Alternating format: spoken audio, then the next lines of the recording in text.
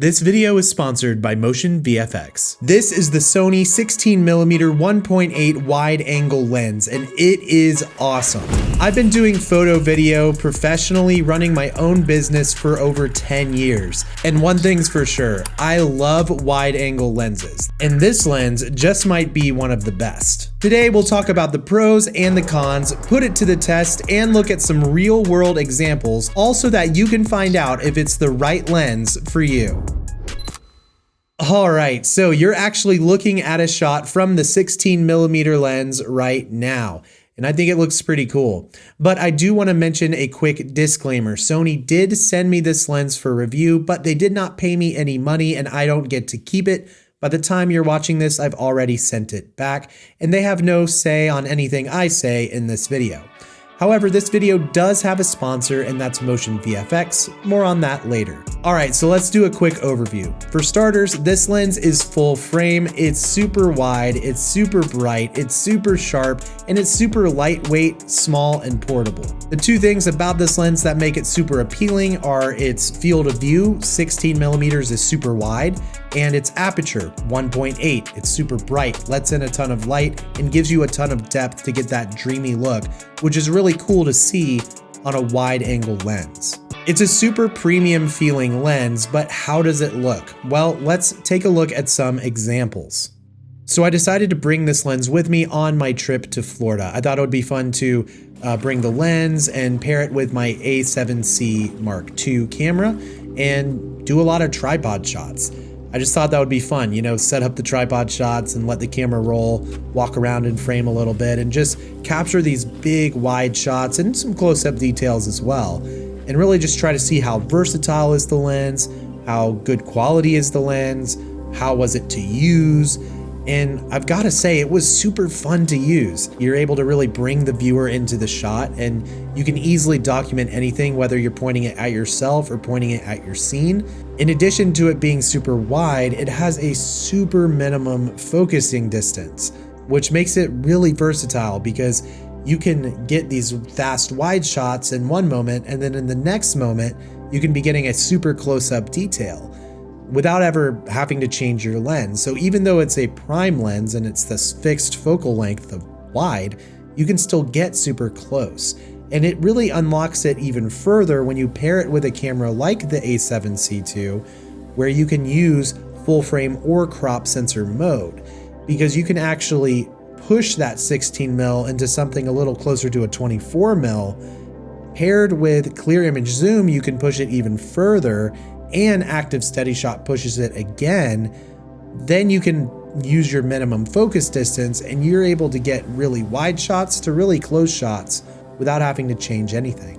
And of course, you gotta love that 1.8 aperture, which is giving you that shallow depth of field, that blurry background, and it just looks so good. It also has super minimum focus breathing, so as the lens is focusing in and out throughout the frame, you're not going to notice it, you know, kind of breathing in and out, warping in and out. It's just going to be very smooth, and that's great. And because of the 1.8 aperture, you know I had to go test it out in low light, so I met up with my friend Zach. We happened to be in Florida at the same time, and we took this thing out into the downtown area, went on top of some parking garages, and really tried to put this thing to the test in low light conditions.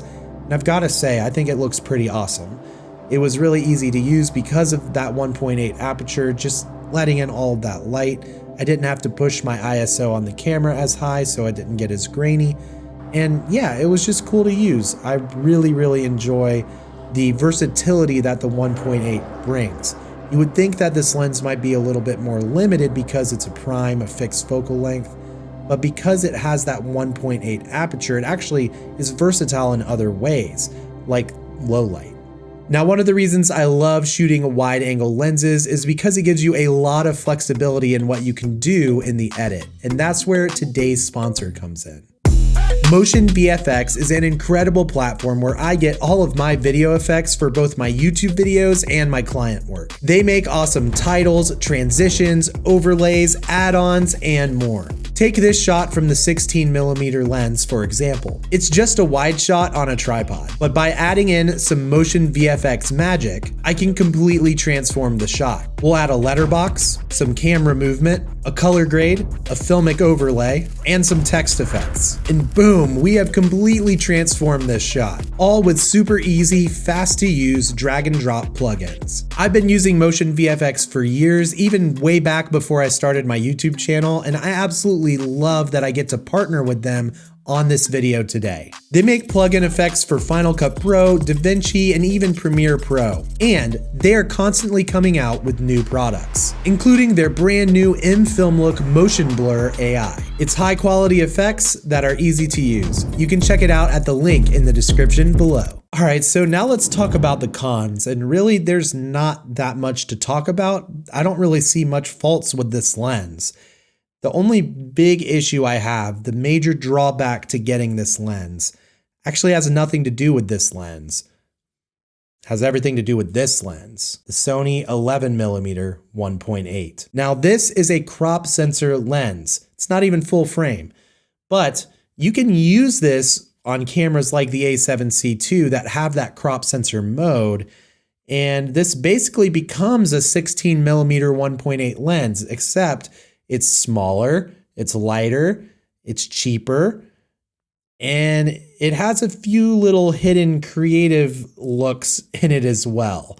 Let's talk about it. All right, so what you're looking at right now is the Sony 16mm 1.8 lens on the A7C II. It's full frame, and we have active steady shot on because this is pretty much what I would do most of the time while walking around vlogging. And this is the sort of field of view and the kind of overall depth and everything that you're gonna get. I have it at 1.8 right now. And this is what it looks like. This is how the 16mm looks like. Now, let's go ahead and switch to the 11. And now we are on the 11mm lens. We are still on the A7C II, but we're in crop sensor mode, and we still have active steady shot on, and this is what it looks like. Very similar field of view. We still have some, depth going on in the background there, as you guys can see. Not quite as much, but it's still great. And yeah, this is the 11mm in crop sensor mode on the A7C II. But this lens and this camera combo have a little trick up their sleeve. Let's switch to full frame mode. And boom, we are on the 11 in full frame mode. I went ahead and turned active steady shot off as well. This is just regular steady shot. And as you guys can see, we have this crazy wide look going on, which is pretty awesome. So obviously there's some vignetting going on, but if we go ahead and turn on active steady shot, boom, it almost all goes away. Now, if I wiggle the camera, you can still see it. So I'm gonna use clear image zoom and just punch in just a little bit. And now that vignetting cropping is pretty much gone. And we have this massively wide lens setup with this 11mm because we're in full frame mode on the A7C II. So personally, I really like this 11mm lens because of this super wide look that I can get with it. And it's just cheaper, smaller, and lighter, and still has quite a bit of depth. And now, just to compare it even further, let's see what this all looks like compared to the 20mm lens, which has been my go-to favorite for the past 5 years. And now you're looking at the 20mm 1.8 lens. It's quite a bit more punched in than the others, but I do have active stabilization on, so let's go ahead and turn that off. The shot won't be quite as stable, but it's a bit wider. And this is a nice look for vlogging. Like, I feel like I'm letting in a lot of the background. I'm still very predominant in the frame, and I think it looks good. Now, the secret sauce that the 20 has is that extra 4mm, because as you guys can see, the background is looking nice and blurry, probably more so than the other lenses. And it's because it has an extra 4mm of lens compression, which really gives that nice blurry look. Now, I feel like if the 16 would have came out first, I probably would have just got the 16 and stuck with it. But because the 20 is just not quite wide enough in my situation for what I want for my vlogs and behind the scenes, I ended up picking the 11. And I really like the 11 for that. So I kind of view this as two different use cases. The 20 is really like When in doubt, it's my all around, but it's also, you know, great for B-roll, great for thumbnails, great for talking head. It's my go-to for like studio shots. I love the 20. But for behind the scenes, for vlogging, for documenting, just fitting as much in as I can, and even for vertical, I really like the 11. And I think I like the 11 more than the 16, just because of that extra wide look.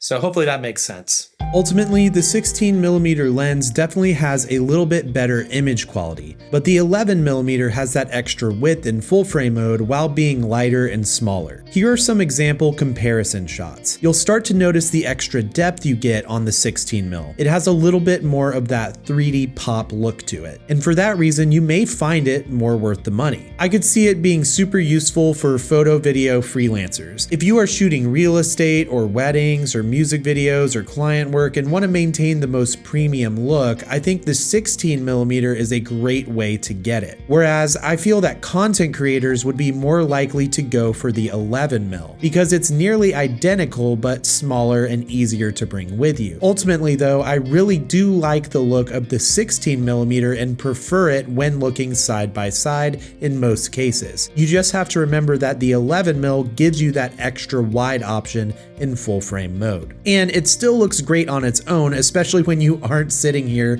comparing it side by side. It's really one of those situations where there's not really a wrong choice in my opinion. I'm just stoked that the 16mm 1.8 exists. Shooting with it has been super fun, and I would definitely recommend it to anyone looking for an awesome wide angle lens to add to their bag. So at the end of the day, this Sony 16mm is amazing. It's a great lens. You should definitely check it out if you're interested. And yeah, I think it looks really good and is a good price. Now, if you're interested in checking out more about this 11mm lens, I actually have a full review on it right here. And I have a full vlog trip where I went to New York for a Sony event where I pretty much shot the whole thing on the A7C II and that 11mm lens. You can check it out here. I place links in the description below. Thanks so much for watching, and as always, stay creative. Peace.